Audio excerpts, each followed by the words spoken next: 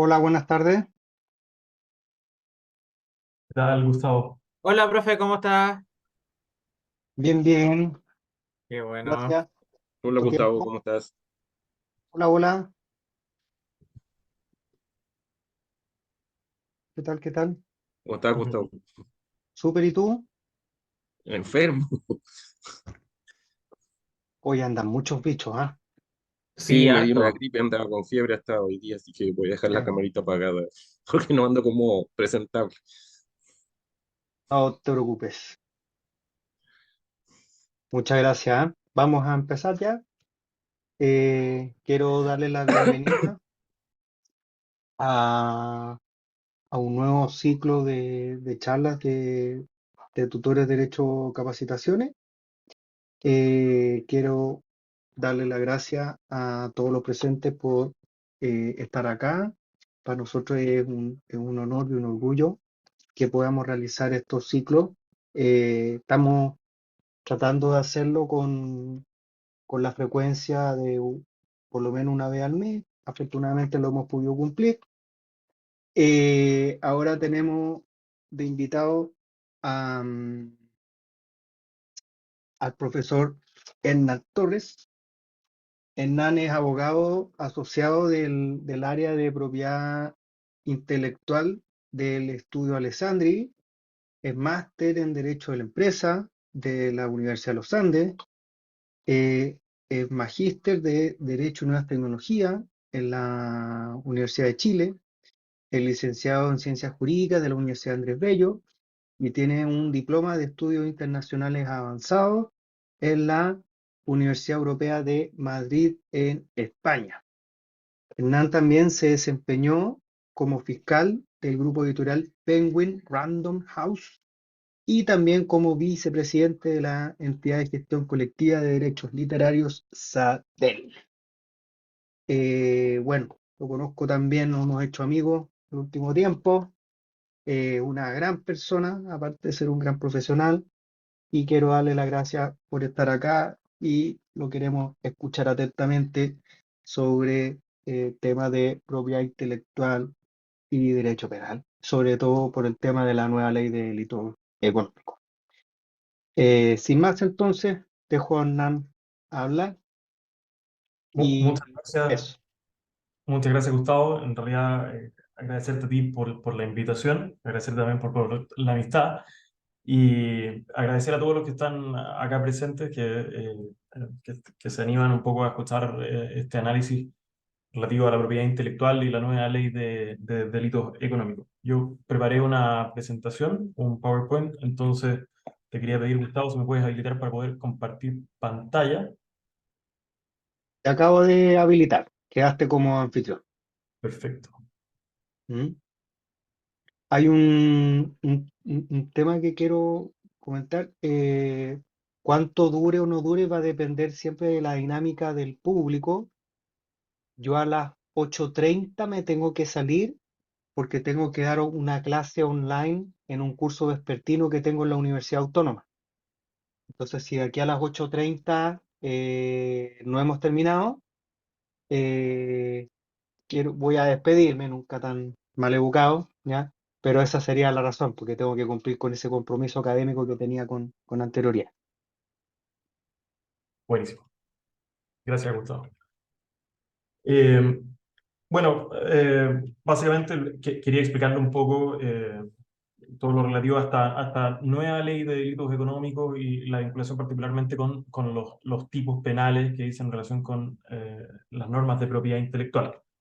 Entonces, bueno, como muchos ya sabrán, esta nueva ley de delitos económicos, la ley 21.595, se publicó en agosto de este año y establece un sistema particular para la persecución de determinadas conductas punibles, las que para estos efectos van a ser consideradas como delitos económicos. Esta norma establece un catálogo de delitos que a su vez se clasifican por categorías. Entonces tenemos delitos de primera categoría, segunda categoría, tercera categoría y cuarta. Básicamente los delitos de primera categoría son delitos que por sí ya se consideran de delitos económicos, mientras que estos de segunda categoría eh, tienen ciertos requisitos específicos que se deben cumplir para efectos que sean considerados efectivamente como delitos económicos. Aquí en estos delitos de segunda categoría es donde podemos encontrar los delitos en contra de la propiedad intelectual en sentido amplio, porque en la práctica consagra delitos particulares contra los derechos de obtentores de variedades vegetales, derechos de autor, propiedad industrial, incluso el secreto empresarial o trade secret, como se dice en derecho comparado. Bueno, ¿cuáles son estos presupuestos, estos requisitos que establece la ley 21.595 de delitos económicos? Bueno, primero, que el hecho, como dice bien este artículo segundo, que el hecho fuera perpetrado en el ejercicio de un cargo, función o posición en una empresa, o cuando lo fuere, en beneficio económico o de otra naturaleza para la empresa. Entonces aquí tenemos el primer requisito para efectos de que estos delitos sean considerados como delitos económicos. El segundo requisito, que lo establece el artículo 6 de esta misma ley de delitos económicos, básicamente que el delito diga relación con la intervención de una empresa con ingresos anuales por ventas o servicios y otras actividades del giro que sean superiores a 25.000 UF, o que también a la luz de este artículo segundo de la ley no sean consideradas como una empresa pequeña. Aquí es relevante tener presente lo que establece el inciso segundo de este artículo 6, que básicamente en aquellos casos que la empresa forme parte de un grupo empresarial, se deberán sumar estos ingresos para efectos de la determinación de los ingresos de la empresa. En la práctica, si tenemos una empresa que es parte de un holding, en la práctica tendremos que sumar los ingresos de las distintas empresas para efectos de determinar si se encuentra en curso en esta norma. Entonces, el artículo segundo, respecto a estos delitos de segunda categoría, tiene un catálogo bastante extenso de delitos penales que van a ser considerados como delitos económicos para estos efectos, en la medida que se cumplen con estos dos presupuestos que señalábamos recién. Y dentro de este catálogo encontramos en el numeral 19 los delitos contrarios a la ley que regula los derechos de obtentores de nuevas variedades vegetales.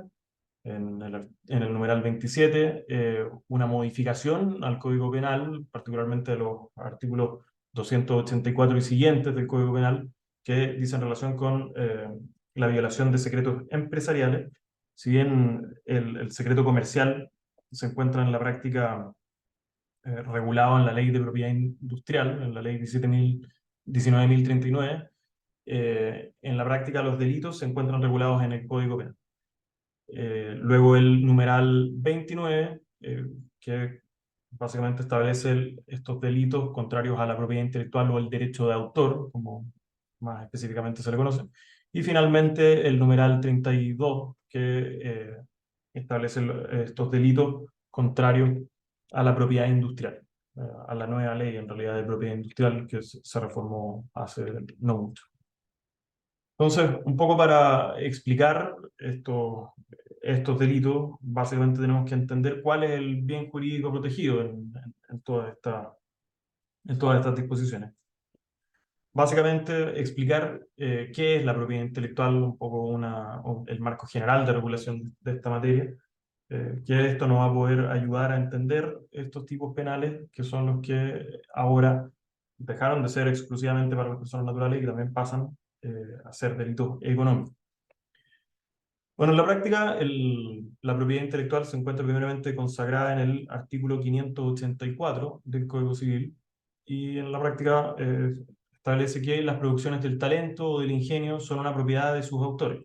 Y luego sigue diciendo que esta especie de propiedad se regirá por leyes especiales. Básicamente, esta norma sustrae el tratamiento de la propiedad intelectual, la saca de la aplicación general de las normas del Código Civil y la lleva directamente a estas leyes especiales. ¿Cuáles son las leyes especiales? Bueno, principalmente podemos decir que son la ley 17.336, que es la ley de derechos de autor, y la ley 19.039 de propiedad industrial. Efectivamente existe un sinnúmero de leyes adicionales a estas, pero yo me atrevo a decir que estas son probablemente las principales normas, las más relevantes para este efecto. Pero también existe, como comentábamos antes, la ley para los derechos de obtentores de variedades vegetales, la ley Ricardo Larraín, por ejemplo, la ley del libro, etcétera, y otras normas que también son relativas al derecho de autor, a la propiedad intelectual o la propiedad industrial, pero que en la práctica me atrevo a decir que las más relevantes son sin duda estas dos. La propiedad intelectual en la práctica se ha entendido como el género, mientras que la especie o las subclasificaciones son aquellas que señalo acá, básicamente por un lado el derecho de autor y por otro lado la propiedad industrial. Efectivamente, la ley de derechos de autor en Chile se llama la ley de propiedad intelectual, pero se ha entendido la propiedad intelectual como el género, por tanto, me atrevería a decir que la mal llamada ley de propiedad intelectual, que en la práctica se debe llamar ley de derechos de autor. Bueno, desglosando un poco qué es lo que protege cada una de estas normas, vamos a empezar viendo la ley de propiedad industrial, la ley 19.039, y que dice relación con la protección de marcas comerciales, principalmente, y también por otro lado las patentes de invención. Cuando hablamos de marcas comerciales, básicamente nos estamos refiriendo a signos distintivos que son susceptibles de distinguir determinados productos o servicios en el mercado. Aquí en este caso dejo un par de ejemplos de marcas de etiqueta, pero en la práctica no necesariamente tienen que ser etiquetas o denominaciones. También hoy día se permiten las marcas tridimensionales, marcas olfativas, etc. Pero básicamente su objetivo es distinguir determinados productos o servicios en el mercado a través de un signo distintivo. Por otro lado, acá tenemos las patentes de invención, que dicen relación con inventos, que pueden ser procedimientos o productos, que tienen novedad, altura inventiva y que tienen aplicabilidad industrial. Y aquí les dejo un par de ejemplos, como el caso de estas piscinas de San Alfonso del Mar, son de Crystal Lagoons, que en la práctica es un procedimiento de limpieza del agua y que en la práctica, luego de obtener la patente, se ha comercializado mundialmente y han tenido mucho éxito. Otro ejemplo, acá el Fénix 2, con el que rescataron a los mineros en el norte, bueno, básicamente también es un producto del cual se obtuvo una patente de invención. Bueno, a modo de resumen, las marcas comerciales dicen relación con signos distintivos y le otorgan al titular de la marca comercial el derecho exclusivo y excluyente de usar el signo registrado en el tráfico comercial para determinados productos o servicios. Aquí es importante destacar que es para determinados productos y servicios. En la práctica, esto es lo que en la doctrina se conoce como el principio de especialidad. Básicamente que dos marcas en la práctica pueden coexistir pacíficamente en el mercado en la medida que estén destinadas a distinguir productos o servicios distintos. Aquí el típico ejemplo, que muy recurrente, el ejemplo Royal. ¿En qué piensan ustedes probablemente cuando escuchan Royal? Probablemente muchos van a pensar en cerveza, mientras que otros van a pensar en polvos de hornear. Y otros muy probablemente van a pensar en la Casa Royal, donde van a cambiar las pilas de reloj. Y evidentemente el origen empresarial de estas tres marcas comerciales no es el mismo, sin perjuicio de eso pueden coexistir pacíficamente, toda vez que están determinadas cada una a determinados productos o servicios. Bueno, la duración de las marcas comerciales en la práctica son 10 años, renovables. Aquí en la práctica esta figura de la propiedad industrial, si bien la protección solamente dura 10 años, se pueden renovar. Hernán, te pido un favor. Sí, ¿Puedes agregar a un alumno que se cayó? sí, de hecho tengo 3 personas en el... Acéptala, por favor. Admitir todo. Eh, perfecto. Yo quedé como el administrador absoluto del... Sí, Ya, perfecto. Para estar más atento entonces. disculpa, ¿eh? No, no, no hay problema. No hay problema. Ahí acepté a varias personas incluso. Ya.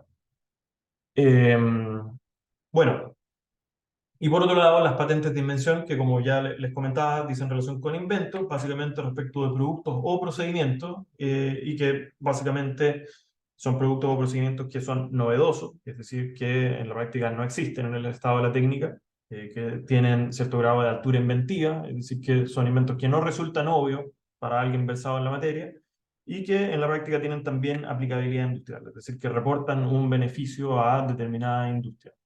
Patentes de invención en la práctica le otorgan el derecho exclusivo y excluyente al titular de la patente para usar, fabricar, vender, importar, licenciar, etcétera, respecto de este producto o procedimiento patentado.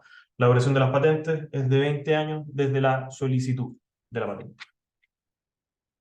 Bueno, las marcas comerciales, y esto bueno, lo van a ver un poco más adelante, que dice relación con los tipos penales en materia de propiedad industrial. Las marcas comerciales concedidas en la práctica, los titulares de las marcas podrán utilizar la letra R de forma, en un círculo, de forma de dar a entender a los terceros que la marca está efectivamente registrada. Lo mismo en respecto a las patentes de invención, se puede ocupar la sigla P.I. más el número de inscripción de la patente, de registro de la patente, que en la práctica es una medida de publicidad para efectos de que los terceros sepan que esta marca, que esta patente está efectivamente concedida. Bueno, luego tenemos también modelos de utilidad, diseños y dibujos industriales. En la práctica, los modelos de utilidad, también en derecho comparado se le dice short patents. En la práctica dice relación con invento, en la práctica solamente productos, ya no procedimientos, como en el caso de las patentes de invención, que revisten de novedad y aplicación industrial. En la práctica, el requisito de la altura inventiva no es necesario en este caso, porque si bien algunos de estos inventos podrían resultar obvios en la medida que sean distinguibles de otros inventos anteriores, eh, van a ser susceptibles de protección. La duración de estos modelos de utilidad son 10 años desde la solicitud. Y también los dibujos y diseños industriales que también están luego consagrados los delitos en contra de estos derechos de propiedad industrial, también eh, están protegidos y dice relación con diseños y dibujos que poseen fisonomía propia, original, nueva, diferente y que tienen un aporte estético arbitrario. La práctica es determinante el aporte estético arbitrario porque no, en la práctica eh, este aporte estético no debe decir relación con la utilidad propia del dibujo o el diseño. En la práctica, decir que la silla tiene 4 patas, en la práctica no necesariamente va a ser un aporte estético arbitrario. Efectivamente, necesitamos las 4 patas para que la silla esté estable. Entonces, ahí es determinante que el aporte estético sea absolutamente arbitrario, no determinado con la utilidad del diseño en este caso. Bueno, y en base a estos diseños y dibujos se podrán sacar consecuentes copias. Bueno, ¿cuáles son los órganos en la práctica que están los órganos competentes para efectos de la concesión de estos derechos o privilegios de propiedad industrial? Básicamente, por un lado, el Instituto Nacional de Propiedad Industrial, que es un órgano dependiente del Ministerio de Economía, y que aguas arriba tiene este superior jerárquico que es el Tribunal de Propiedad Industrial, también dependiente del Ministerio de Economía. Esto, el INAPI en la práctica, de conformidad al artículo 5 de la Ley de Propiedad Industrial, también tiene facultades jurisdiccionales para dirimir determinadas disputas, tanto en materia de marcas como patentes. Los juicios de oposición, eventualmente, también las demandas de nulidad. El INAPI, este instituto, va a tener facultades jurisdiccionales para dirimir estas controversias.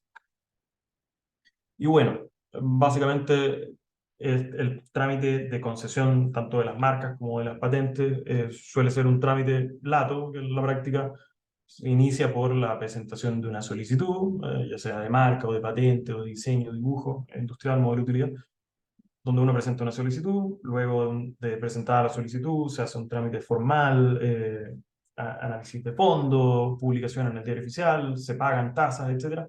Y luego de un trámite que puede tomar harto tiempo en la práctica, recién se concede este derecho de propiedad industrial y nace a la vía del derecho este, este privilegio de propiedad industrial y los cuales nosotros podremos hacer valer como un derecho exclusivo excluyente respecto de los terceros, de derecho de doble fase.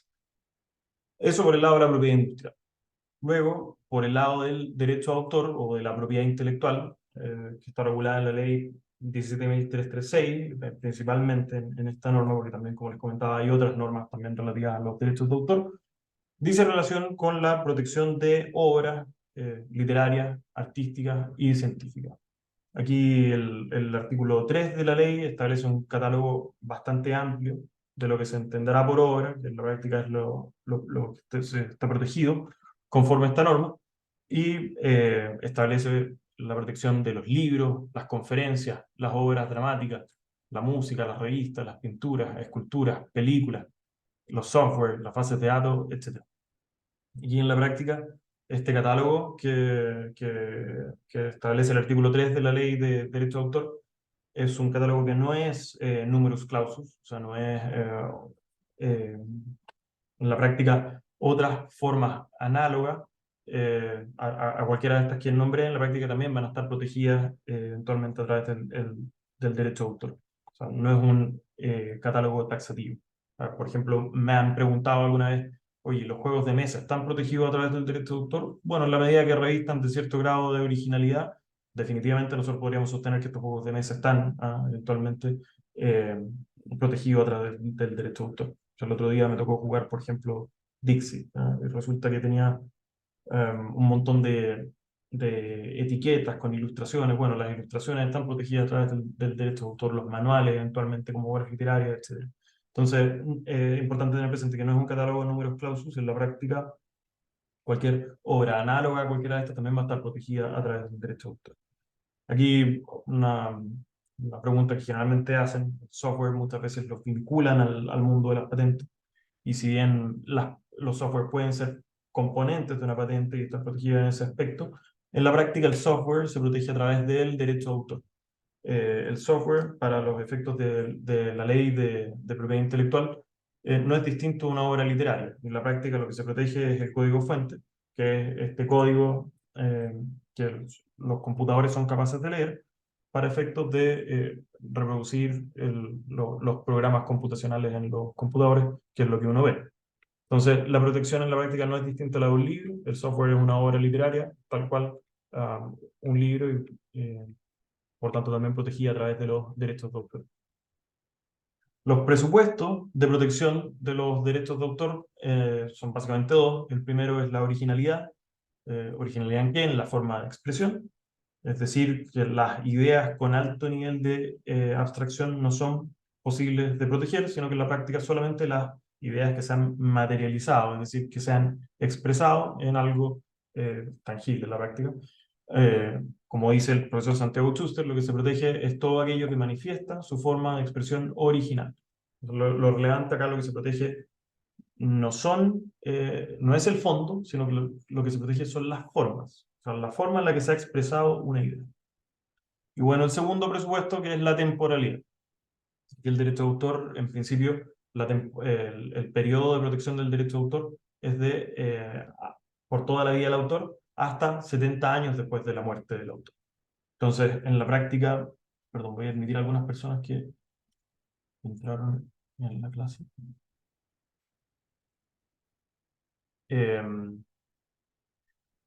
Bueno, como les decía, la regla general de protección es durante toda la vida del autor y hasta 70 años después de la muerte del autor. Ahí existen algunas excepciones, como son en el caso de las obras anónimas, también en el caso del software creado por Me tengo una... que salir en NAM para hacer la clase. Ya, perfecto, Disculpa, me confundí, era a las 8, no a las 8:30. te apuraron, ya, no hay problema, Gustavo. Gracias, gracias. A ti. Chao. Chao, chao. Bueno, si alguien quiere desmutearse y hacer alguna pregunta, yo no tengo ningún problema, así que pueden desmutearse cuando quieran. Bueno, luego existen ciertas excepciones a esta regla general de la protección de los 70 años después de la muerte del autor, como son en el caso de las obras anónimas. Efectivamente, una obra en la práctica donde desconocemos quién es el titular, quién es el autor de la obra, en la práctica es imposible dar con la data de defunción de la persona. Por tanto, este plazo de los 70 años en la práctica se contabiliza desde que la obra ha sido puesta en conocimiento del público y no desde la fecha de defunción del autor, desde la fecha de muerte del autor. Pero en la práctica, siendo un autor anónimo, malamente vamos a poder dar con la data de defunción del autor. Lo mismo también existe una excepción respecto de los software creados en el marco de un encargo por parte de una persona jurídica, y también en el marco de las obras en colaboración o coautoría. Y en este caso, el cómputo del plazo de protección se contabilizará desde la muerte del último de los coautores. Entonces, si es que son dos autores, bueno, uno fallece primero y el otro fallece después, el cómputo del plazo se va a contabilizar desde la defunción del último de los autores. Entonces, voy a revisar el chat. Bueno, luego el patrimonio cultural común. Perdón, alguien preguntó del software. Si quieren, para efecto de no tener que estar leyendo el chat, yo creo que pueden levantar los micrófonos, ¿no? Y hacer las preguntas a viva voz. No somos tantas personas en la sala, entonces yo creo que si hacen las preguntas a viva voz no tengo ningún problema. Bueno, ¿cuál es el plazo del software encargado por persona jurídica? En este caso también se contabiliza desde que el software ha sido puesto en conocimiento del público.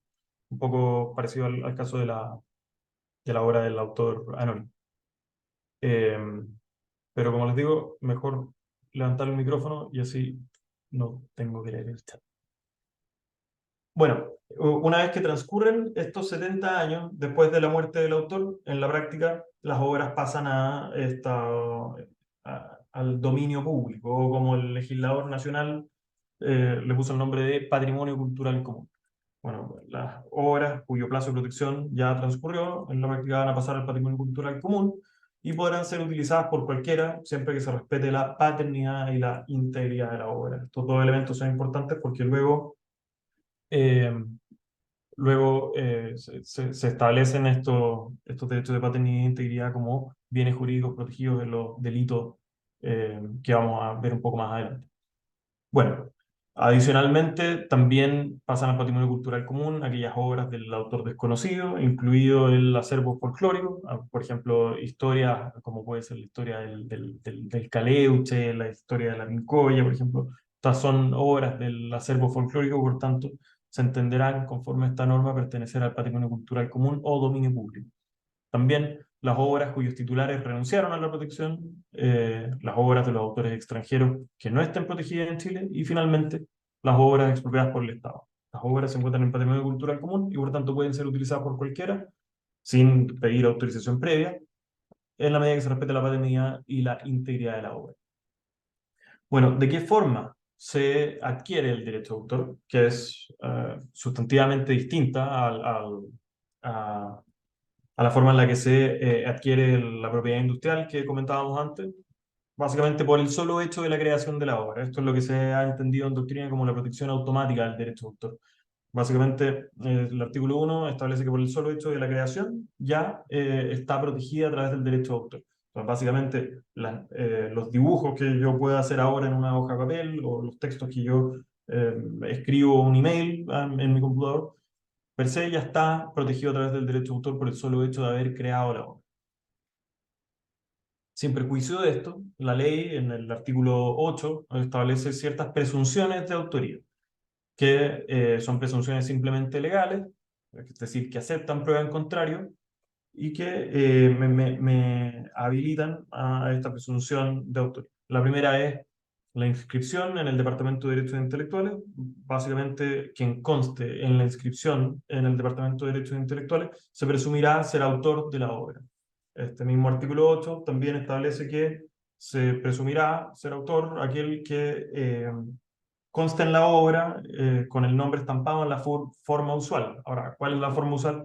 Bueno, por ejemplo, en este caso, aquí tengo este manual de propiedad intelectual de la profesora Dina Herrera Sierpe.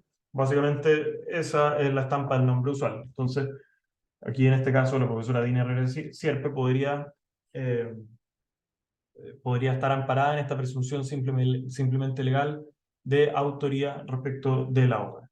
Aquí yo les dejo una imagen de un cuadro, por ejemplo, cuando firman los cuadros, generalmente en la parte de abajo. Básicamente, también se entenderá se entenderá amparado por esta presunción simplemente legal de autoría, por constar su nombre estampado en la forma usual. Bueno, ¿cuáles son los derechos que confiere el derecho de autor? Están consagrados en el artículo 14 y básicamente establece, por un lado, los derechos morales y luego los derechos patrimoniales que vamos a comentar un poco más adelante. Los derechos morales son estos derechos inalienables, es decir, que no se pueden enajenar y que en el caso de enajenarse se entenderá nulo cualquier pacto en contrario. Eh, estos derechos son, primero, el derecho de paternidad de la obra, que dice relación con asociar el nombre del autor a la obra, el derecho de integridad, que es básicamente el derecho que tiene el autor de oponerse a cualquier modificación, alteración o mutilación de su obra, luego el derecho de inédito, el derecho de autorizar o no a terceros a terminar una obra inconclusa, que básicamente es otra forma de reconocimiento del derecho de integridad, y finalmente el de mantener el anonimato seudónimo, mientras no pasa el patrimonio cultural común. Es una forma de reconocer también el derecho de paternidad, pero esta vez a través de un seudónimo o eventualmente a través del anonimato. Y luego los derechos patrimoniales, que son probablemente los más importantes porque dicen relación con la explotación comercial de las obras. Y aquí tenemos básicamente estas 5 formas de explotar una obra sujeta a derechos de autor, que son principalmente la distribución, que dice relación con entrega de ejemplares, la transformación, que dice relación con la modificación, adaptación o traducción de la obra, la comunicación pública, a través de la cual una pluralidad de personas tiene acceso sin previa distribución, la puesta a disposición, donde una pluralidad de personas tiene acceso siempre a distribución de ejemplares, pero desde dónde y cuándo quieren, que es un poco la diferencia con la figura anterior, y la reproducción, que la norma le explica como la fijación permanente o temporal de la obra en un medio que permita su comunicación o la obtención de copias por cualquier medio o procedimiento. En la práctica, un poco en simple, dice relación con la obtención de copias. ¿Ah? Estas son copias que pueden ser físicas o digitales. Ahora, para entender esta figura, porque la verdad es que las definiciones no son muy amigables y en la práctica yo creo que eso siempre es bueno para dar ejemplos. Aquí tengo algunos ejemplos de forma de explotación. Entonces, por ejemplo, acá en esta sala de cine, supongamos que hay 50 personas que van a ir a la función en la sala de cine el día domingo a las 3 de la tarde.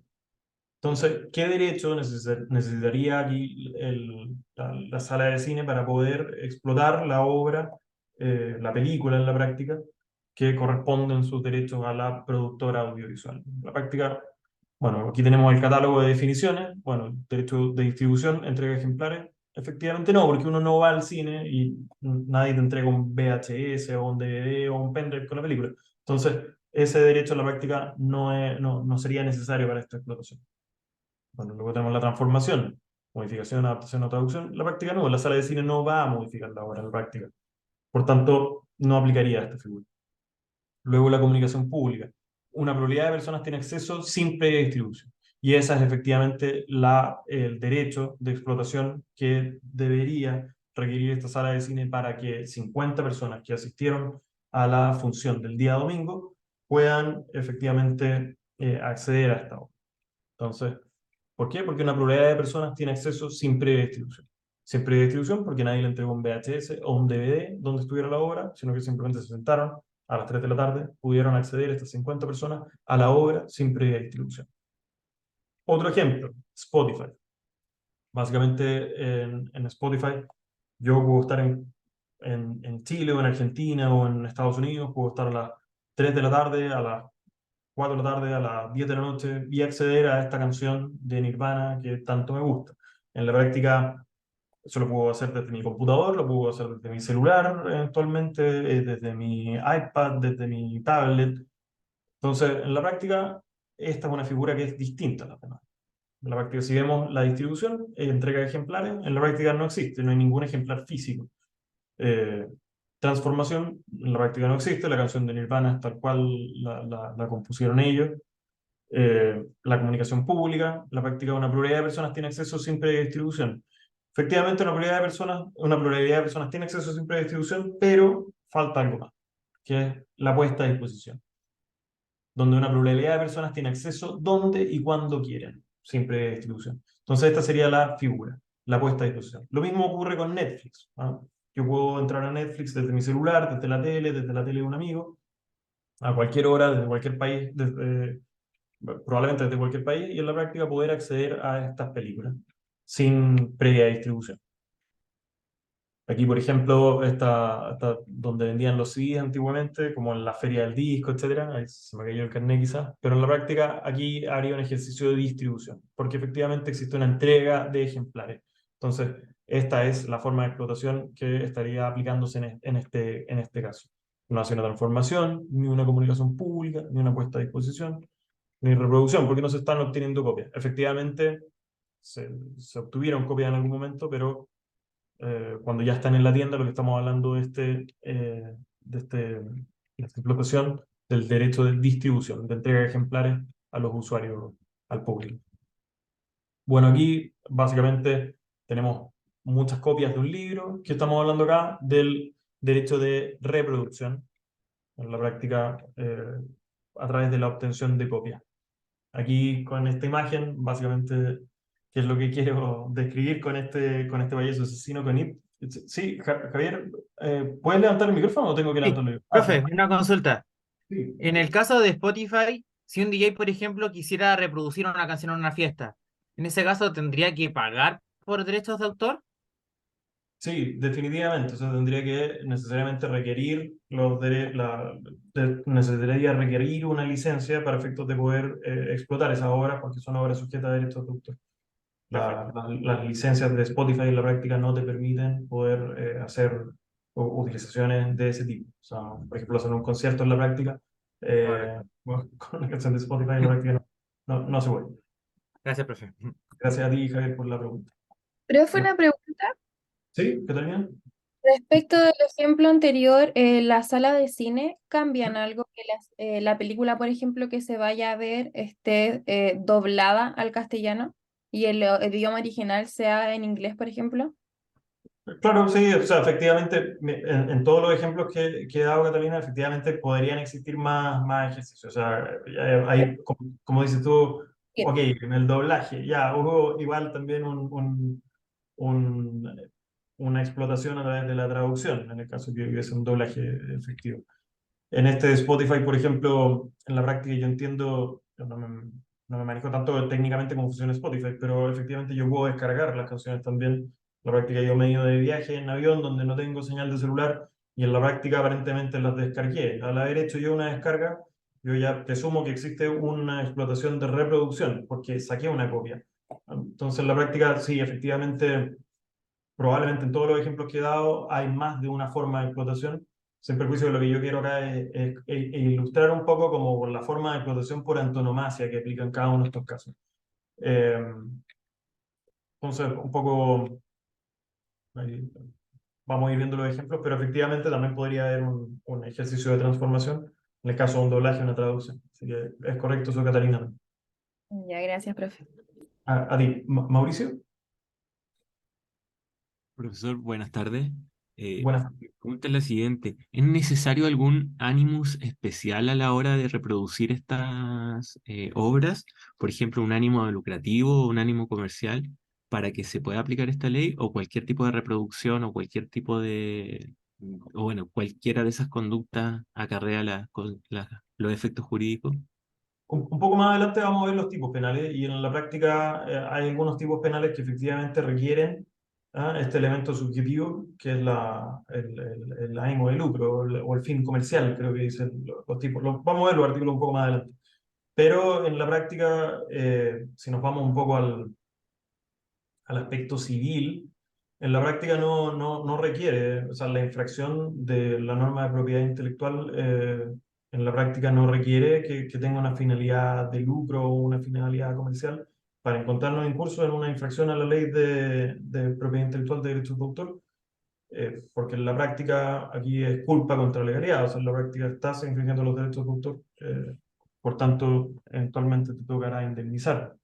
Así que, pero respecto a los tipos penales, hay algunos tipos que sí agregan este elemento subjetivo que es el fines comerciales, creo que dicen los tipos. Así Muchas que, gracias, profesor. a ti, Mauricio. Domingo,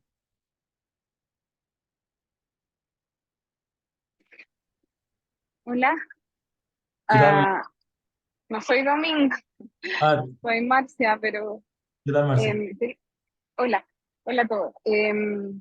A ver, quería hacer una consulta. Habló algo acerca de software.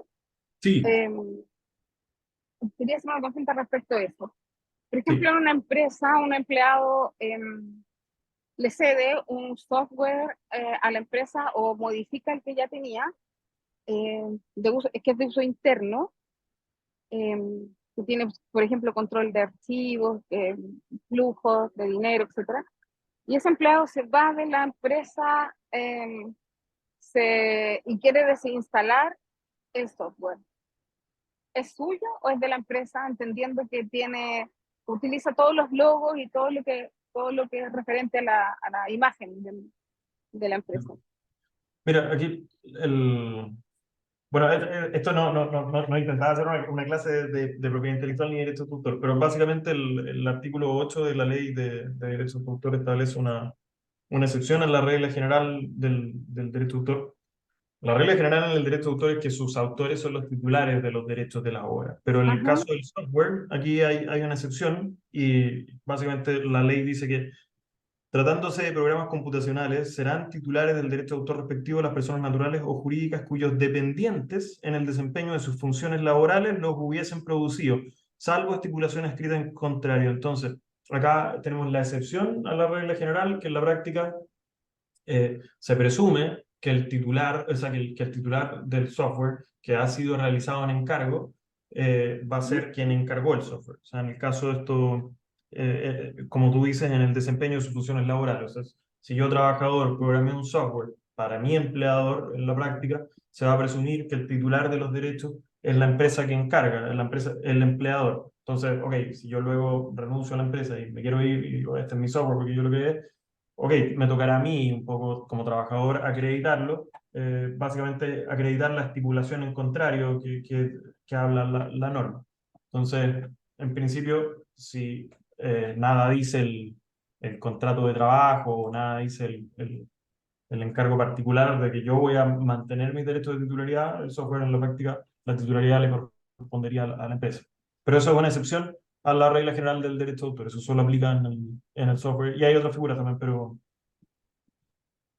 Ok, muchas gracias. a ti, muchas gracias. Bueno, entonces, siguiendo un poco con las formas de explotación, acá tengo esta imagen, un poco It, el payaso asesino, que es lo que quiero ilustrar con esto. En la práctica, It, el payaso asesino, aquí tenemos claramente este derecho de transformación, modificación, adaptación o traducción. En la práctica, It, el payaso asesino, la obra originaria correspondía a un libro de Stephen King, donde este libro se adaptó, se modificó para efectos de convertirlo en una película. Tenían la versión 1 de la película y la versión 2, las dos muy buenas por lo demás. Lo mismo acá en este caso con el juguete este de Harry Potter. En la práctica, Harry Potter en la práctica corresponde a una película y anterior a la película corresponde al libro. Entonces, aquí básicamente, ¿cuál es el ejercicio que por antonomasia estamos explotando? Este ejercicio de transformación, que incluye la modificación, la adaptación y la traducción. Ahora, un poco recapitulando la pregunta que hacía Catalina, bueno, efectivamente, en todos estos casos, yo estoy tratando de ejemplificar un poco la forma de explotación por antonomasia, el derecho patrimonial que se está utilizando principalmente. Pero efectivamente, para poder explotar la película, voy a necesitar un sinnúmero de derechos, como son el de comunicación pública, en el caso de la sala de cine, si lo quiero llevar a Netflix, el de puesto a disposición. Si quiero hacer el juguete, tengo que hacer la transformación. Bueno, ¿cómo vendo el juguete? Vía distribución, o sea, entrega de ejemplares al público. Entonces, cada uno de estos derechos en la práctica pueden ser necesarios para determinada explotación. Porque si yo quiero hacer el juguete, muy probablemente voy a necesitar el derecho de distribución para entregar los ejemplares del juguete, el derecho de transformación para poder fabricar esta obra derivada en la práctica, la reproducción, que básicamente sacar copias de esta obra, y esa es la única forma en realidad que se va a poder explotar esta obra derivada, que en este caso sería el juguete.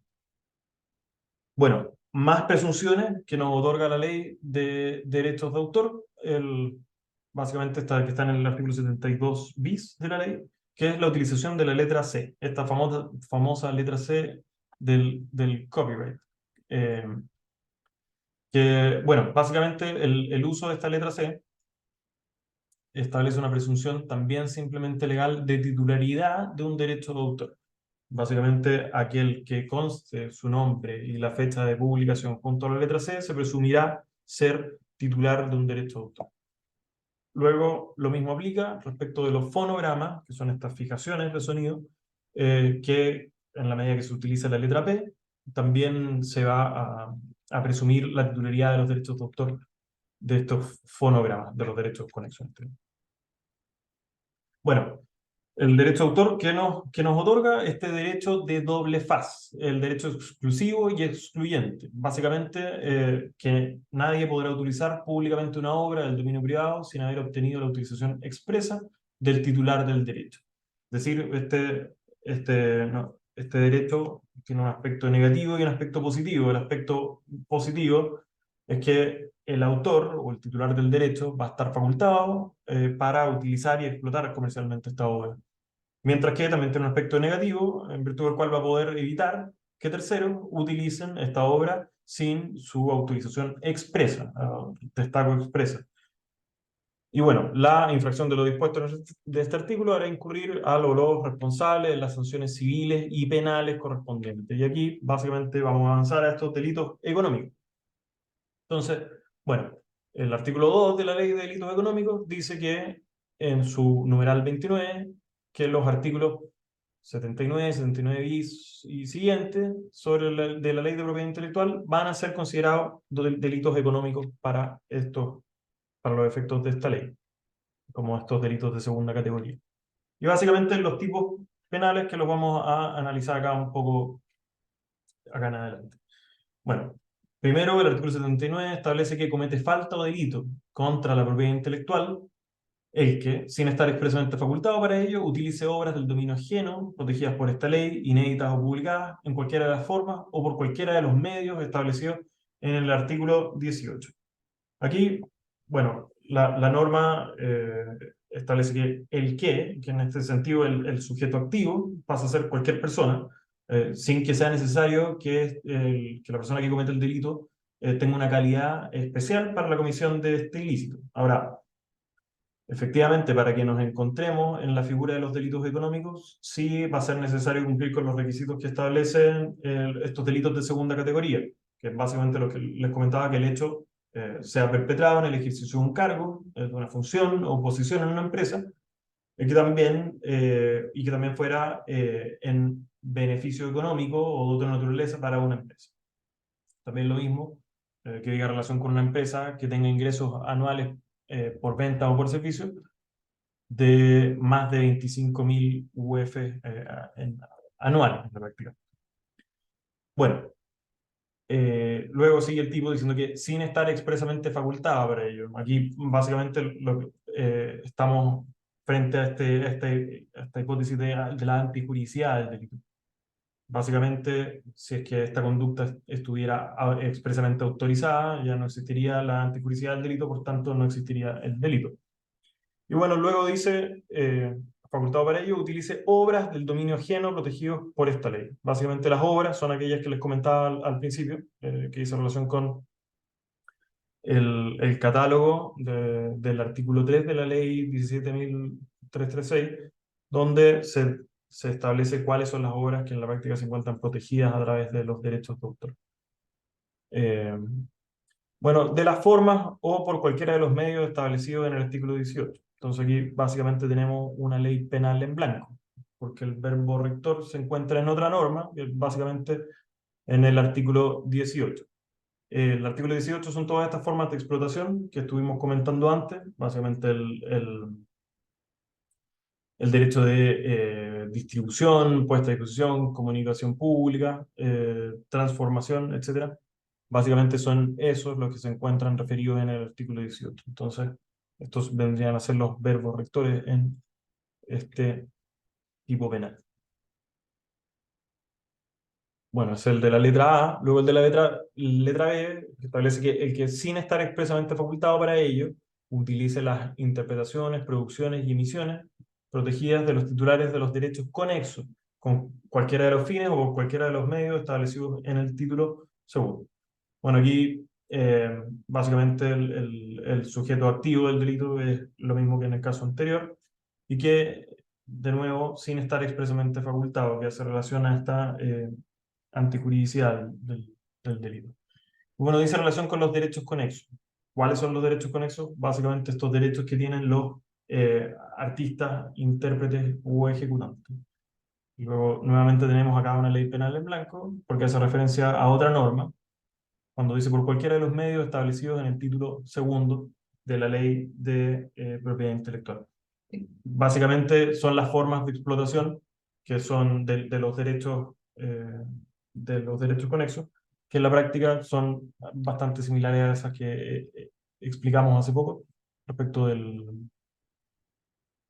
las formas de explotación del derecho de autor, de los derechos patrimoniales del derecho de autor. Luego, en la letra C, el que falseare o adulterare una planilla de ejecución. ¿Qué son las planillas de ejecución? Básicamente son... Básicamente son las listas de obras musicales que se ejecutan, que contienen el nombre de la obra y el nombre o seudónimo del autor.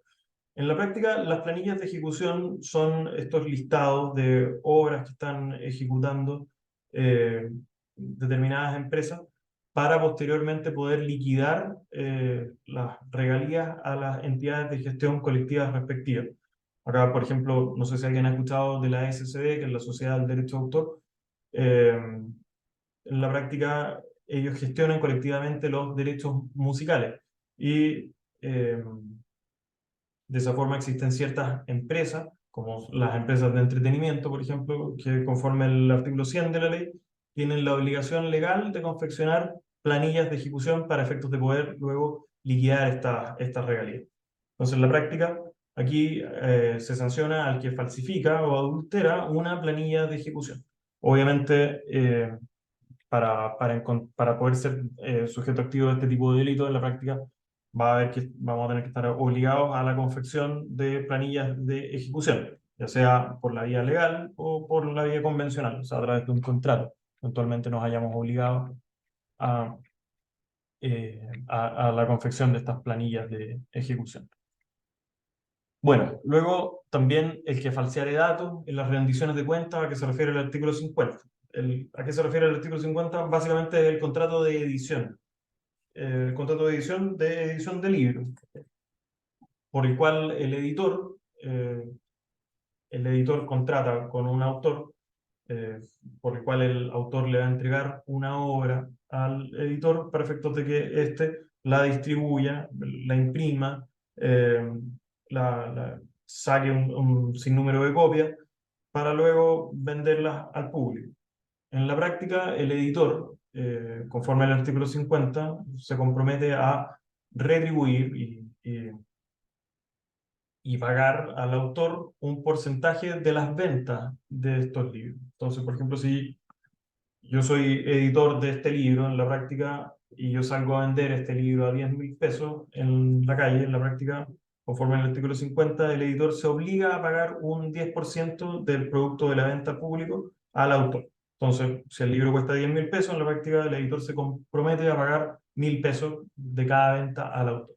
Entonces, cuando existe esta figura de del pago en base a las ventas de la obra autorizada, existe una obligación para el editor de rendir cuenta periódicamente. Acá la ley establece que se deberá rendir cuenta por lo menos una vez al año.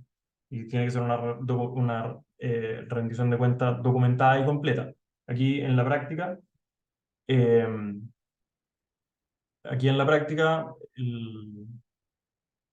el tipo penal sanciona aquel caso en el que se falseen los datos en las rendiciones de cuenta que se refiere este artículo 50. Entonces, en la práctica, acá el sujeto activo para cometer este tipo de delito necesariamente va a tener que ser una editorial. No es que necesariamente tenga que tener un giro editorial como giro en el servicio impuesto interno o como giro en los estatutos de la empresa. Pero en la práctica va a ser necesario que exista un contrato de edición de por medio por el cual la empresa en este caso se esté obligando a suscribir, a tener que liquidar estas rendiciones de cuentas periódicamente.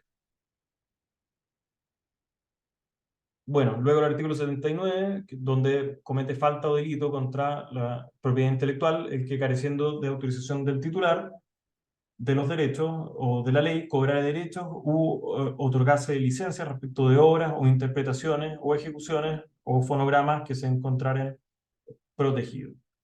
Aquí, básicamente, cobrar derechos u otorgar licencias sin tener autorización para poder realizar estos cobros y estas licencias. O sea, básicamente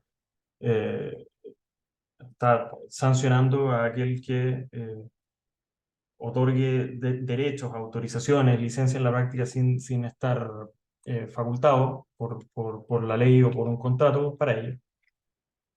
Bueno, luego el artículo 79 bis, que dice relación con el delito de plagio, el tan conocido delito de plagio que muchas veces lo hemos visto en las universidades o en muchos ámbitos en la práctica, que dice relación con el que falsifique una obra protegida por esta ley o que la edite, reproduzca o distribuya ostentando falsamente el nombre del editor autorizado, suprimiendo o cambiando el nombre del autor o el título de la obra, o alterando maliciosamente su texto, será sancionado con las penas que indica.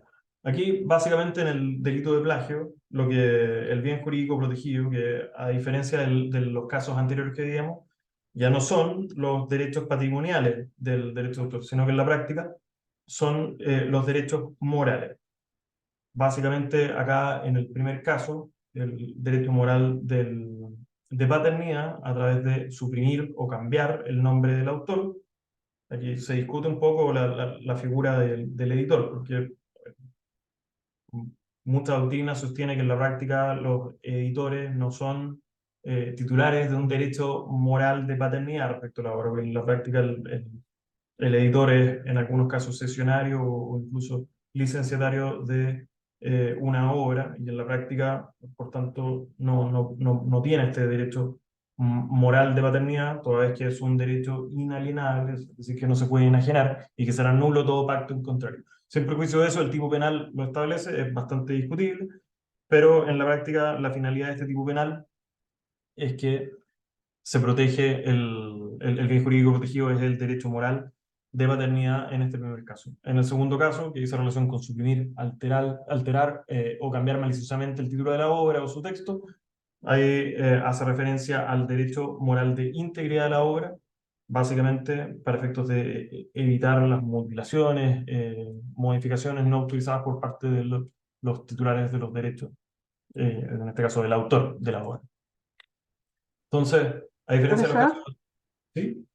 sí, profesor, una consulta. En este caso que acaba de dar recién, podría decirse que, por ejemplo, una tesis, si bien no se ingresa a la INAPE ni nada, usarla maliciosamente por defecto cae en ese tipo de sanción, en la, la diapo anterior, lo que Sí, usted.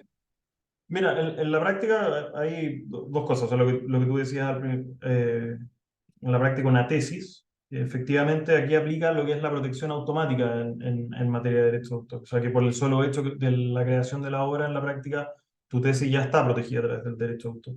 Entonces, aquí efectivamente habría que ver cuál es la conducta. O sea, si alguien toma tu tesis y la verdad es que hace copias de tu tesis, eventualmente podríamos sostener que se encuentra en curso en el 79A, ¿ah? Porque sin estar expresamente facultado, porque tú no lo autorizaste, bueno, utiliza obras del dominio ajeno, porque la práctica es tu obra, Paula. Entonces, en cualquiera de las formas, en cualquiera de los medios establecidos en el artículo 18. ¿Cuáles son esas formas o esos medios? Básicamente los que comentábamos antes, o sea, estos que están acá: distribución, transformación, comunicación pública, puesta a disposición y reproducción. Entonces, si yo saco 200 copias de tu tesis, bueno, estoy en la práctica haciendo una de estas formas de explotación del artículo 18, que en este caso es la reproducción. Entonces, esa persona en la práctica estaría eventualmente incursa en este delito del artículo 79 de la ley. Ahora, la conducta que dice relación con el plagio, que es la que estábamos viendo recién, básicamente tiene estos dos aspectos. Uno que es el ostentar falsamente el nombre del editor autorizado, suprimiendo, cambiando el nombre del autor. Entonces, en la práctica, yo tomo tu tesis, Paula, y yo digo, no, es que la tesis está muy buena, en la práctica yo no, y le cambio el nombre y digo que es Hernán Torres, que hizo la tesis. Bueno, en la práctica, ahí estaríamos en esta hipótesis del delito de plagio. ¿Ah? Luego, si yo altero maliciosamente el texto, es decir, afecto el derecho de moral de integridad de la obra, de nuevo, nuevamente también podría estar en esta hipótesis del delito de plagio. Poco depende cuál es la conducta, como tú bien dices, tu tesis, bueno, en la práctica tiene protección automática, por tanto es una obra para efectos de esta ley y está protegida, pero luego dependerá de la conducta para poder tipificarlo en alguna de estos delitos que establece la ley de derechos de autor. Ya, No sé. perfecto. Muchas gracias. Sí, súper claro. Muchas gracias. Excelente. Gracias a ti, Paula. Bueno, aquí la profesora Elisa Walker, respecto del delito de plagio, ella sostiene que, por un lado, una persona comete el delito de plagio, toda vez que ésta vincula su nombre o el de un tercero con una obra protegida por el derecho de autor, negando de tal forma el vínculo que existe entre dicha obra y su verdadero autor. Lo que decíamos en la práctica de este derecho moral de paternidad de la obra. Y luego señala respecto del derecho de integridad que el plagio también puede estar conformado por aquellas conductas que modifican la expresión original, posiblemente generando dicha modificación una mutilación de la misma. Entonces estas son las dos hipótesis que están en este delito de plagio. Luego, el artículo 80, la letra A, que comete delito contra la propiedad intelectual, el que a sabiendas reproduzca, distribuya, ponga a disposición, comunique al público una obra perteneciente al dominio público o al patrimonio cultural común bajo un nombre que no sea el del verdadero autor. Entonces aquí un poco es bastante útil haber hecho este análisis de las conductas, o sea, de las formas de explotación, porque básicamente aquí el tipo penal está ocupando estos mismos verbos rectores en la práctica, que reproduzca, distribuya, ponga a disposición o comunique al público. Son todas estas formas de explotación que pudimos ver antes. Y bueno, de una obra perteneciente al dominio público, patrimonio cultural común, bajo un nombre que no sea el del verdadero autor. Entonces acá en la práctica dice relación también con el derecho moral de paternidad del autor, pero en este caso respecto de obras que están en el patrimonio cultural común o dominio público, es decir, en principio aquellas obras que ya han transcurrido más de 70 años después de la muerte del autor y que por tanto se entendían ser obras que se pueden explotar sin autorización, pero siempre que se respete el derecho de paternidad y de integridad de la obra. Luego, el artículo 80 letra B, el que se atribuyere o reclamare derechos patrimoniales sobre obras de dominio público o del patrimonio cultural común. Letra C, el que obligado al pago de una retribución por la ejecución o comunicación al público de obras protegidas omitiere la confección de planillas de ejecución correspondientes. Básicamente similar al tipo penal que analizábamos antes, aquellas personas que están obligadas a la confección de planillas de ejecución, como son por ejemplo los canales de entretenimiento, conforme el artículo 100 de la ley de propiedad intelectual, derechos de autor, o también por la vía del contrato, en la medida que se encuentran obligados a la confección de estas planillas de ejecución, en la medida que omitan esta confección, estarían incursos en este delito del artículo 80. Luego el artículo 81, que es probablemente el delito más común en materia de derechos de autor, que es el delito de piratería. Básicamente el mantero que está vendiendo libros falsos a la salida del metro, este es el delito. Básicamente comete delito contra la propiedad intelectual y será sancionado con pena de reclusión mayor en su grado mínimo y multa de 50 a 800 UTM, el que tenga para comercialice o alquile directamente al público copias de obras, de interpretaciones o fonogramas, cualquiera sea su soporte, reproducidos en contravención a las disposiciones de esta ley. Aquí en el inciso primero, hace referencia a las ventas directamente al público. Entonces, básicamente es esta cadena de distribución, pero al menudeo. Básicamente es la escala menor en materia de piratería. Y en este inciso segundo tenemos la piratería a mayor escala. Entonces, aquí básicamente habla de el que con ánimo de lucro fabrique, importe, interne al país, tenga o adquiera para su distribución comercial las copias a las que se refiere el inciso anterior. Entonces, esta sería un poco la figura calificada en este tipo, donde básicamente tenemos la piratería ya a mayor escala. O sea, fabricar, importar e internar al país. Aquí, no me acuerdo que me había preguntado hace poco un poco el aspecto subjetivo de estos delitos. En este caso está el requisito del ánimo de lucro. Bueno, luego tenemos los delitos de propiedad industrial. Básicamente que en este mismo artículo 2, o sea, estos delitos de segunda categoría de la Ley de Delitos Económicos, en el numeral 32 hace referencia a los delitos en contra de la Ley de Propiedad Industrial. Básicamente, aquí hay un comentario. Hay páginas de Instagram que venden libros piratas diciendo que son alternativos. Sí, hoy día todo lo que es alternativo generalmente termina siendo pirata. Bueno, el primer artículo que hace referencia a la Ley de Delitos Económicos es al artículo 28 de la ley, que básicamente establece que será condenado a pagar una multa de beneficio fiscal los que maliciosamente usen con fines comerciales una marca igual o semejante a otra ya inscrita para los mismos productos o servicios o respecto de productos, servicios o establecimientos relacionados con aquellos que comprende la marca registrada. Aquí, un poco más adelante, vamos a ver otro tipo penal. Esta resulta ser un poco más amplia, porque en la práctica acepta que sean marcas iguales o semejantes y que sea para los mismos productos o servicios o incluso también relacionados. Aquí también tenemos este aspecto subjetivo del delito, que los fines comerciales. Luego en la letra B, los que usen con fines comerciales, nuevamente una marca no inscrita, caducada, anulada, con las indicaciones correspondientes a una marca registrada. ¿Se acuerdan que al principio comentábamos que se puede ocupar la letra R para efectos de dar esta publicidad de que la marca se encuentra efectivamente registrada? Bueno, quienes usen esta letra R y en la práctica no tengan la marca registrada, ya sea porque la marca caducó, porque nunca hicieron el trámite de registro o eventualmente porque la marca se anuló en un trámite contencioso ante el INAPI.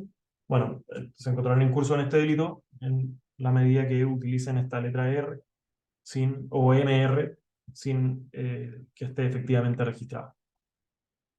Luego la letra C, los que con fines comerciales hagan uso de envases o embalajes que lleven una marca registrada, sin tener derecho a usarla y sin que ésta haya sido previamente borrada, salvo que el embalaje marcado se destine a envasar productos diferentes y no relacionados con los que protege la marca.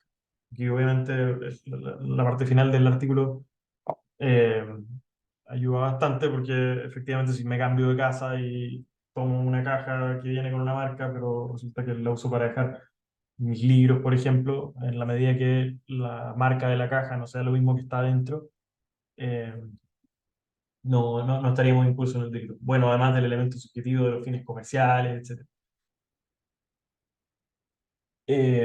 Luego el artículo 28 bis, que dice relación con el delito para el que falsifique una marca ya registrada para los mismos productos o servicios. Aquí el tipo penal es un poco más estricto que en el 28, en el artículo 28 que vimos antes, porque en la práctica aquí se limita a que sean los mismos productos o servicios, ya no contempla productos o servicios relacionados como en el artículo 28. Luego, en la letra B, el que fabrique, introduzca en el país, tenga para comercializar o comercialice objetos que ostenten falsificaciones de marca ya registradas para los mismos productos o servicios con fines de lucro para su distribución comercial. Aquí también es piratería, en este caso a mayor escala, respecto de falsificaciones de marca. Luego, en materia de patente, también tenemos el artículo 52, que en la letra A establece que también serán condenados a pagar una multa los que maliciosamente fabriquen, utilicen, ofrezcan o introduzcan en el comercio un invento patentado o lo importen o estén en posesión del mismo con fines comerciales. Luego, la letra B, los que con fines comerciales usen un objeto no patentado o cuya patente haya caducado o haya sido anulada, empleando en dicho objeto las indicaciones correspondientes a una patente de invención. Esa, la sigla PI más el número de registro de la patente. En la práctica, si es que si es que se utiliza estos signos, estas indicaciones, en la medida que la patente no haya sido conseguida, haya caducado o haya sido anulada, en la práctica también se encontrará en curso en este delito. Luego, también en la letra C, los que maliciosamente con fines comerciales hagan uso de un procedimiento patentado, y los que maliciosamente imiten o hagan uso de un invento con solicitud de patente en trámite. Luego tenemos también los tipos penales muy parecidos Disculpa, ¿puedo hacer una pregunta, Hernán? Sí, Eh, Eduardo.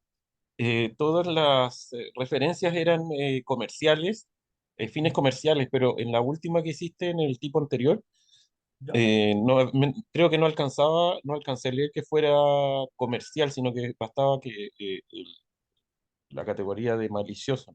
Mm. ¿Te Sí, fijas que no, ¿Mm? de acuerdo. Todos dicen, claro, decía fines comerciales claro, fines comerciales, pero en el último no aludía al fin comercial. Pareciera que fuera mucho más amplio en ese sentido. Sí, efectivamente, parece que el único que... claro, no, efectivamente, en ese caso no agrega este elemento subjetivo de los fines comerciales. Así que parece que efectivamente es más amplio que en los casos anteriores. Gracias por el comentario, por el análisis, Eduardo. Bueno, y luego también acá respecto de los delitos que se consagran respecto también de los dibujos y diseños industriales, son básicamente tipos muy parecidos a los anteriores. Y bueno, el artículo 48 de la Ley de Delitos Económicos, que en la práctica viene a modificar el Código Penal, básicamente viene a modificar y tipificar los delitos respecto de los secretos comerciales, y que también luego también define lo que se entenderá por intromisión. Básicamente que el que sin consentimiento de su legítimo poseedor accediera a un secreto comercial mediante intromisión indebida con el propósito de revelarlo o aprovecharse económicamente de él. Entonces, ahí básicamente estos delitos no se encuentran consagrados en la ley 19.039 de propiedad industrial, sino que se encuentran en el Código Penal, pero que también están singularizados en estos delitos de segunda categoría del artículo 2 de la ley de delitos económicos. Y Otra consulta, sí, Eduardo. cuando dice secreto comercial también incluiría las informaciones no divulgadas. Bueno, la verdad es que aquí los secretos comerciales se encuentran regulados en la ley de propiedad industrial y básicamente tienen bastantes requisitos. Un poco los requisitos de debida diligencia que tiene que tener el titular de de secreto comercial. En la práctica, darle eh, tiene que tener cierto grado de diligencia, o sea, la firma de NDAs, por ejemplo, estos acuerdos de confidencialidad, tener un recuerdo particular con el secreto comercial. La no divulgación en la práctica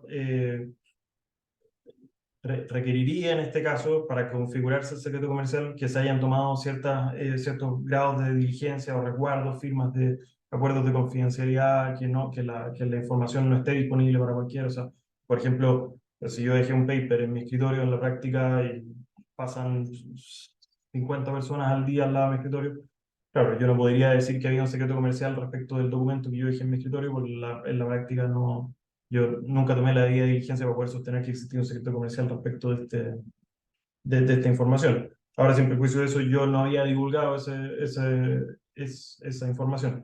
Ahí podríamos tener eventualmente una infracción a la ley de derechos de autor, en el caso de que alguien fuera y divulgara un documento que fuera obra de mi propiedad, pero no necesariamente una infracción a los secretos comerciales.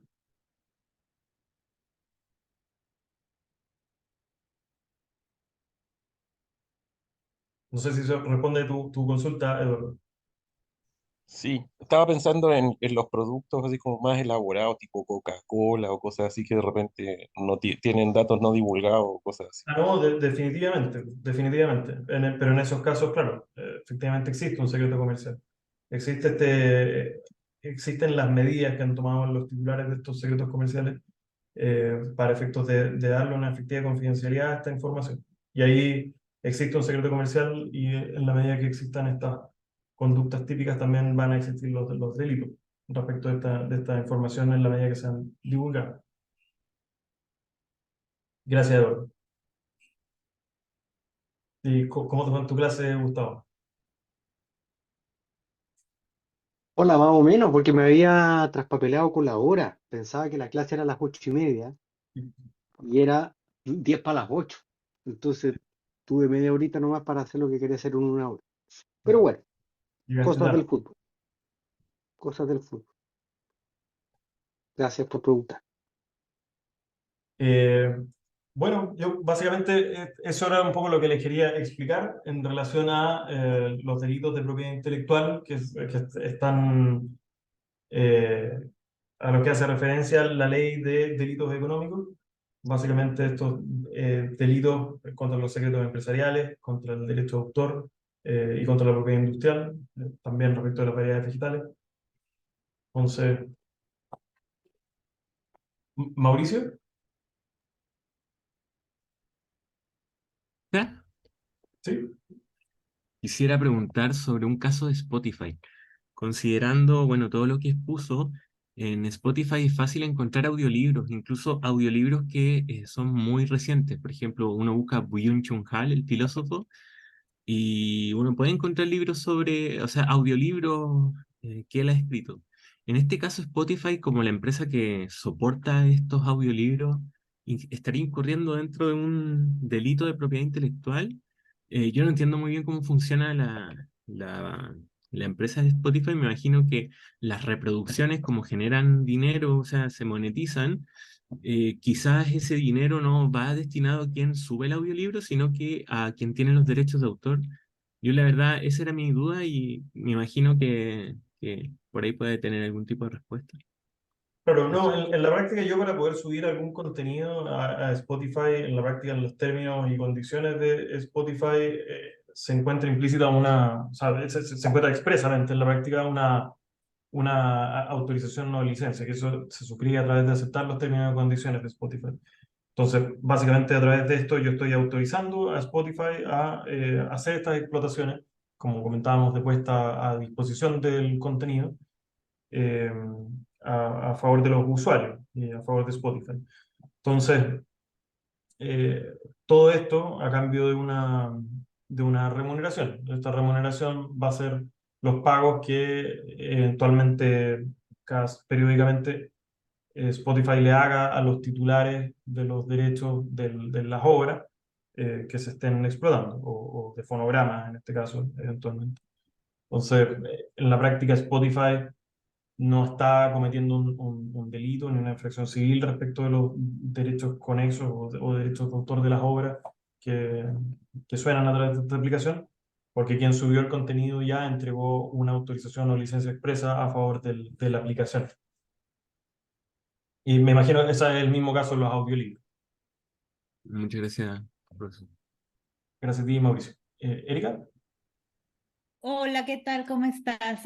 Bueno, yo soy de Perú y tenía una duda, vivo en Chile, pero tengo una duda sobre los derechos de autor a raíz de, por ejemplo, del estallido social. Hubieron muchas estatuas, muchas arte que fue vulnerado, fue mutilado, fue incendiado, etcétera. En algunos casos los autores están vivos, en otros no.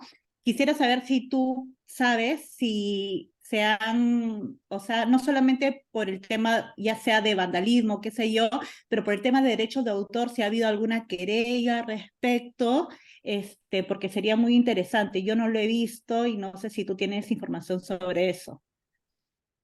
No, de acuerdo, yo ahí, muchas gracias, Erika, por la pregunta, pero claro, en la práctica, no sé, o sea, en la práctica, relativo al estallido social, yo creo que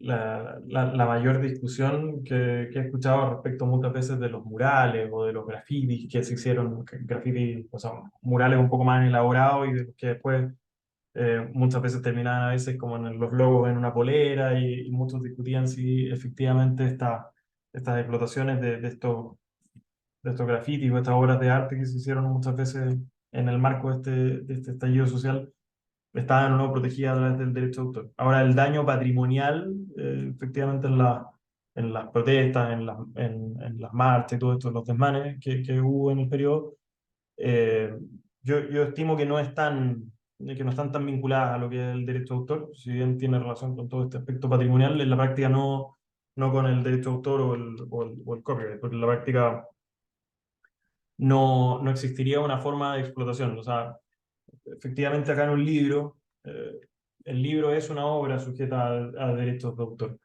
pero también a su vez un bien mueble. O sea, que yo meta un libro en la picadora en la práctica no es una explotación eh, no es una explotación de estas del artículo 18, una explotación patrimonial. Entonces no existiría una infracción por el hecho de yo disponer de este bien mueble de la forma que en la práctica se me antoja. Si lo rompo, bueno, en la práctica no por eso hay una infracción a la ley de derechos de autor.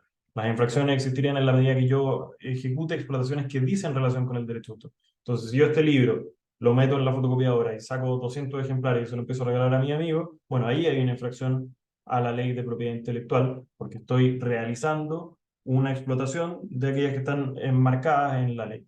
No así si el libro lo rompo o lo rayo o si me tirar el libro de un lugar a otro, que no me parece para nada apropiado, pero en la práctica no habría ahí una infracción a la ley de derechos de autor. Entonces, en la práctica, porque alguien rompa, por ejemplo, un monumento, que me parece absolutamente reprochable, pero en la práctica no habría una infracción a la ley de derechos de autor.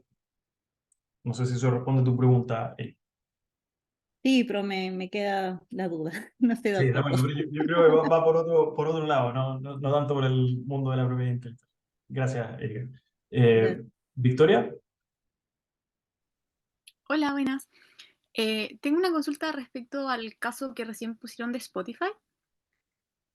En ese caso, por ejemplo, yo he sabido de casos en los cuales hay canciones que no están en la plataforma, pero otras personas que no son el artista lo suben como podcast.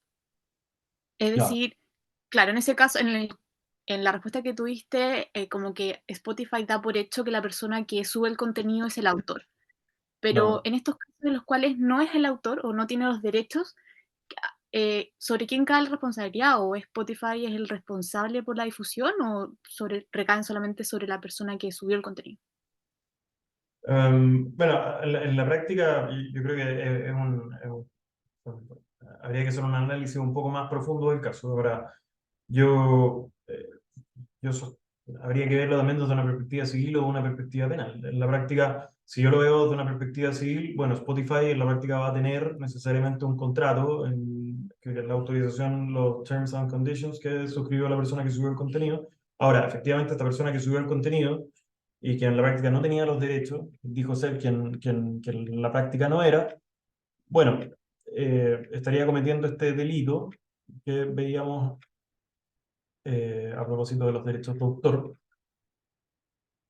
básicamente el del 79 letra E, el que, careciendo de autorización del titular de los derechos de la ley, cobrare derechos u otorgase licencia respecto de obras, interpretaciones o ejecuciones de fonogramas que se encontraran protegidos. Entonces, si yo digo ser titular de los derechos de autor de las canciones de Los Prisioneros y voy y subo a Spotify todo el catálogo de la obra de Los Prisioneros, la verdad que yo estaría incurriendo en este tipo penal del artículo 79 letra E, por estar otorgando licencia respecto de obras de las cuales no tengo efectivamente derecho. Eso por un lado. Luego, Spotify estaría incurriendo en esta conducta penal. Bueno, en la práctica, Gustavo es el experto en derecho penal, pero también todos estos delitos en la práctica también requieren dolo. ¿Ah? Por más que el tipo penal no lo diga, todos estos tipos penales requieren dolo. Yo en la práctica estimo que, bueno, también es una persona jurídica, es un poco complejizo también el caso. Pero en la práctica, Spotify estaba de buena fe en el sentido que alguien subió el contenido y que esta persona eh, faltó a la verdad en la medida que no era el verdadero titular de los derechos y, y- y que en la práctica no, la autorización que se concedió no era una autorización válida. Ahora también, desde la perspectiva civil, bueno, también podríamos ver si es que Spotify en la práctica eh, actuó con la debida diligencia para efectos de verificar que quien le otorgó la licencia tenía o no los derechos para otorgar esa licencia. Si le acompañó declaraciones juradas o alguna prueba o alguna evidencia. Siempre podríamos ir a discutir si es que existe efectivamente una aplicación de la debida diligencia para efectos de,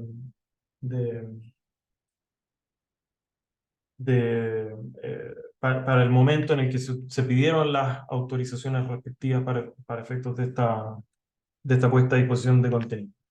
Ahora yo creo que, claro, en la práctica esa pregunta se puede tomar desde hartas aristas, tanto penales, civiles, pero claro, en la práctica uno podría sostener que si existe una explotación de una obra sin autorización o con una autorización que en la práctica no es válida, bueno, esta empresa o esta persona natural eventualmente va a ser responsable, va a tener responsabilidad. Ahora, también va a poder repetir respecto de esta persona que le otorgó también la autorización falsa en la práctica. Y también incluso va a poder querellarse por esta infracción por el delito del artículo 79 de letra E. Así que es una pregunta bastante compleja, o sea, se puede mirar desde muchos puntos de vista, pero no sé si explica un poco la pregunta. Sí, muchas gracias. Excelente, Victoria. Gracias a ti. Buenísimo. Bueno, Susana, yo creo que con la pregunta de Susana y Marcela ahí cortamos porque era hasta las 10, me dijo Gustavo, entonces no le quiero quitar más tiempo. Ya, sí, muchas gracias. Mi pregunta es cortita. Sobre la divulgación del secreto comercial, claro, está la vía civil, ¿cierto? Por infracción de la ley de propiedad industrial y también tendríamos la acción penal bajo la modificación de esta ley de delitos económicos que hizo como el tipo penal un poco más complejo, con más características. Ahí estratégicamente, ¿qué conviene más? ¿Presentar primero la demanda civil, luego la penal o ambas en conjunto? Esa era básicamente mi pregunta. Gracias. Wow, es una buena pregunta.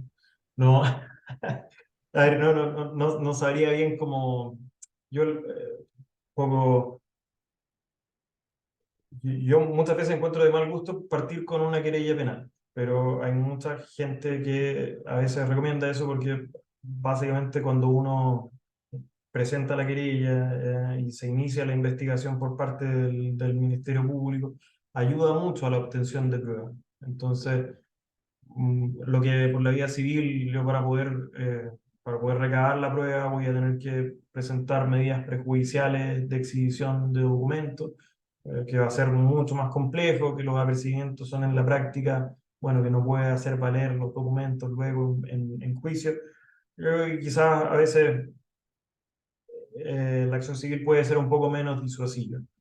Muchas veces el iniciar un procedimiento penal no necesariamente buscando el resultado el resultado exitoso en esta acción penal, muchas veces puede ser favorable para efectos de llenar la carpeta investigativa y eh, y poder conseguir eventualmente la prueba que yo necesito para poder acreditar luego en sede civil esta infracción. Ahora, también tiene su riesgo, o sea, podemos estar podemos estar presentando querellas calumniosas, podemos salir condenados en costa si el procedimiento no resultó bien. Entonces, la verdad es que yo no me atrevería a dar una recomendación. Tampoco soy litigante, entonces tampoco soy experto en eso, pero sí, las dos vías se pueden explorar y sí he escuchado que hay gente que prefiere partir en la vía penal para efectos de tener una carpeta investigativa con mucha información y luego tener toda la carne un poco para tirarla en la parrilla en el juicio civil. No sé si eso responde tu pregunta. Sí, perfecto. Muchas gracias. A ti, Susana. Marcela. Sí, es algo como a modo de reflexión de lo que expusiste directamente con respecto a la propiedad intelectual en el caso de que aquel que realice, por ejemplo, no sé, un software o un programa X dentro de un servicio que se ha prestado en virtud de, valga la redundancia, un contrato de servicio que se estipuló entre las partes, se subentiende que pertenece a aquel que encargó el servicio, ¿cierto? Eso es lo que entendí como con respecto a lo que expusiste, sin perjuicio de que queda abierta la posibilidad de que en este contrato se haya estipulado de que de una u otra forma la parte que está prestando el servicio pueda, ¿cómo se, a ver, pueda tener la Pactar en posibilidad, contrario. Pactar estipulación en contrario, de verdad. tener la posibilidad de hacer lo contrario, exacto. Eso es lo que yo entendí de lo que expusiste, ¿cierto?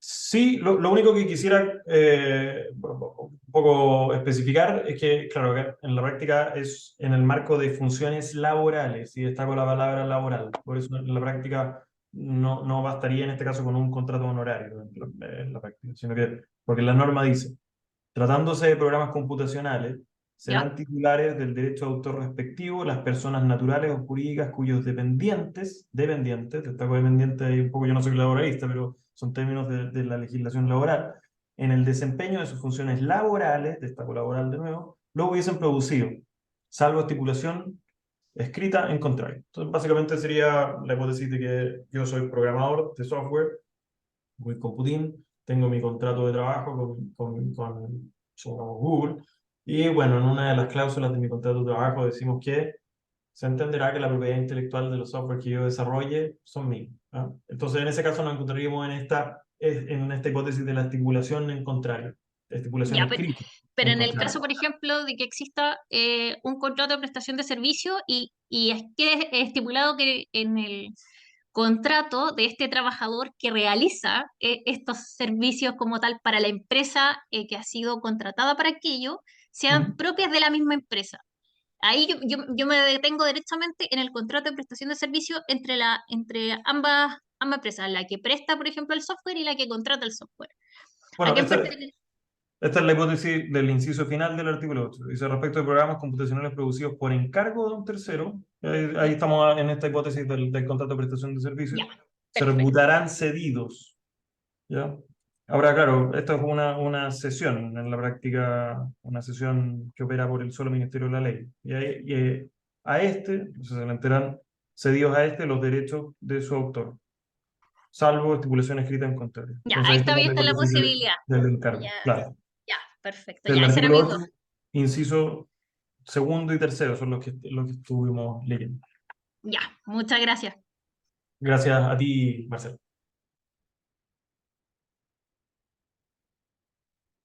Yo no sé si a Paola se le quedó la mano levantada desde antes o está haciendo una pregunta. Si no... Sí, profesor, Ah, súper cortito, sé que los tiempos son muy breves, pero quería hacerle una nueva consulta.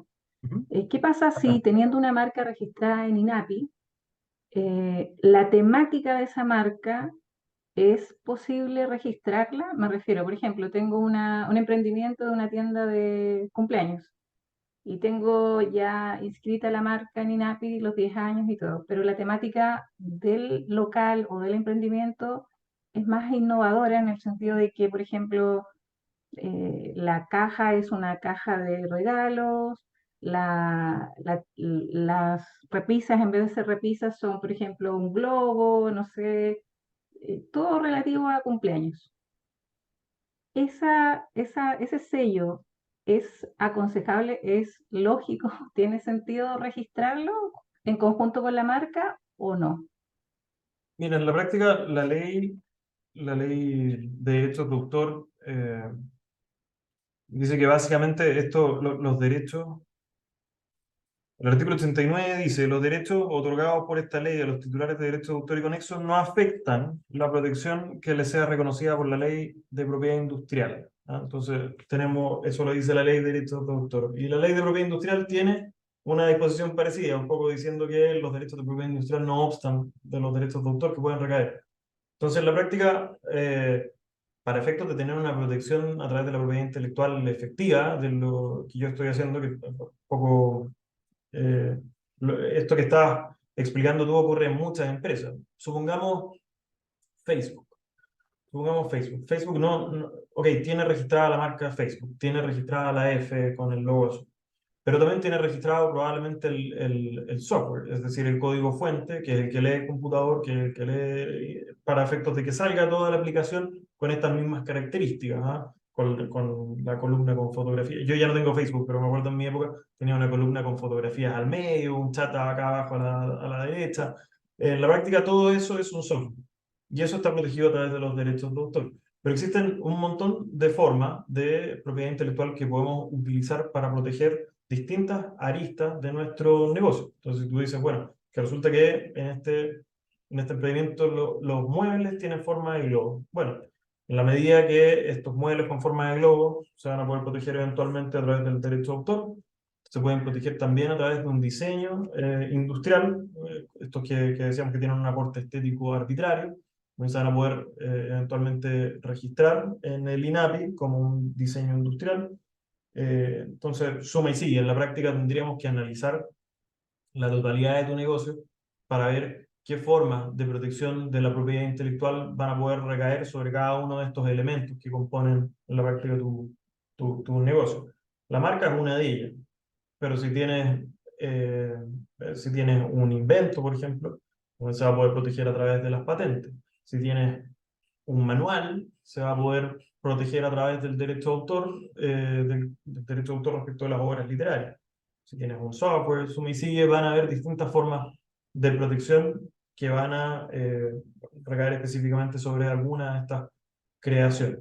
Ahora, una forma de explotación, de protección así estilo global, probablemente no existe. O sea, vamos a tener que ver cada uno de los elementos que revisten de originalidad o de distintividad o de novedad para poder ver cómo podemos protegerlo, ya sea por derecho de autor, por marca, por propiedad industrial.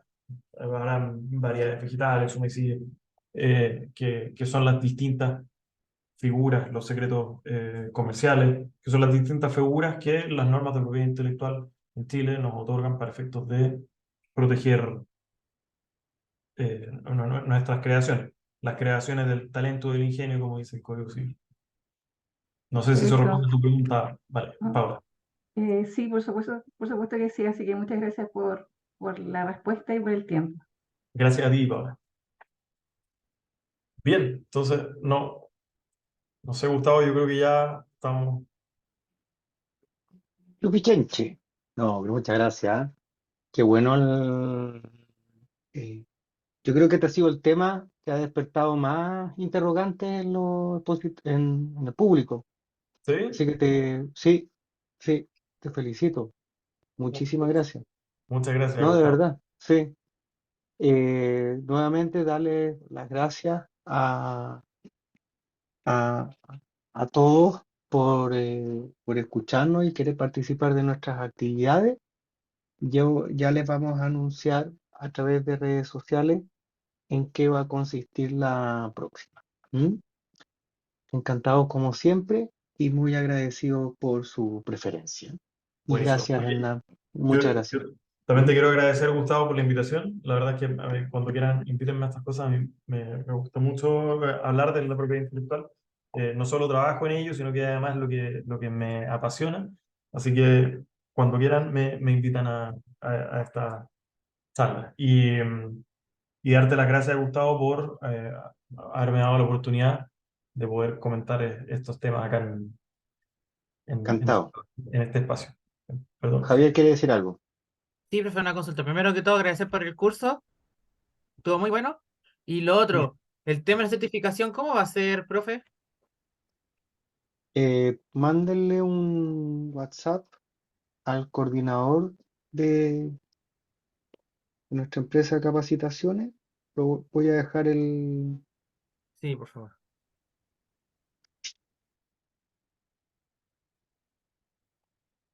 ahí Buenísimo. dejé ahí dejé ya.